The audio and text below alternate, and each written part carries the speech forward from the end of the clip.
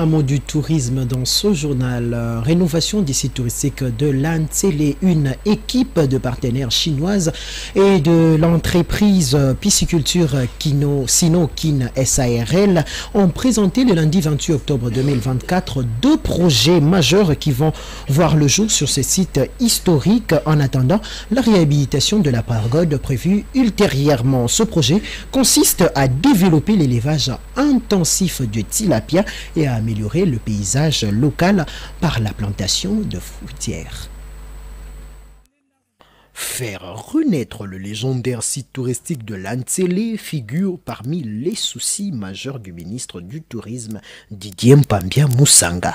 Cette volonté est notamment soutenue par la Chine via son ambassadeur à Kinshasa. Un mois après la visite à la fameuse installation touristique, une équipe de partenaires chinois et celle de l'entreprise de pisciculture Sino-Kin SARL ont présenté le lundi 28 octobre 2024 deux projets majeurs qui verront le jour sur ce site historique en attendant la réhabilitation de la pagode prévue ultérieurement.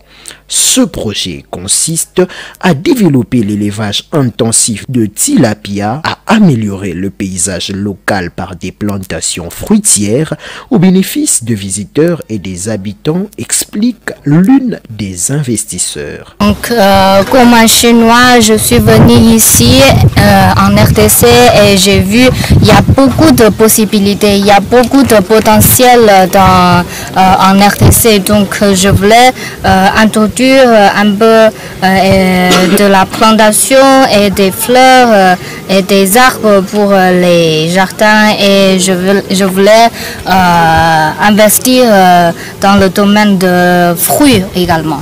Une fois que nous avons fixé le document avec le gouvernement, on peut commencer notre investissement. Directeur général du site touristique de l'Antsélé, Sifurian Tumba, explique la présence de ses partenaires chinois. Nous avons accueilli en séjour pour la deuxième ou bien troisième fois nos partenaires chinois qui sont venus pour quelques projets, notamment les projets agricoles et les projets dans le cadre du domaine de la pisciculture.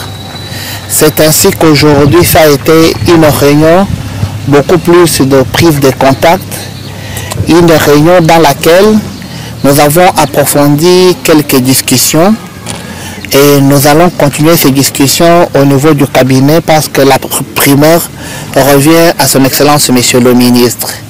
Néanmoins, comme je peux le dire aujourd'hui, notre ministre est à jeter de fleurs parce qu'après beaucoup de décennies, aujourd'hui il y a de concret. 30 ans après, aujourd'hui c'est le résultat des investisseurs. Ce n'est pas de la théorie mais des investisseurs pour un partenariat public-privé dans le secteur du tourisme. Ces projets, qui va offrir plusieurs emplois aux Congolais, reflètent la volonté du président de la République de promouvoir le bien-être des Congolais, d'améliorer l'autosuffisance alimentaire, de créer des opportunités d'emploi et de développement pour tous, et celui du ministre d'embellir les sites touristiques de l'Antsélé et de faire du tourisme un secteur pouvant servir de moteur pour le développement économique de la République démocratique du Congo.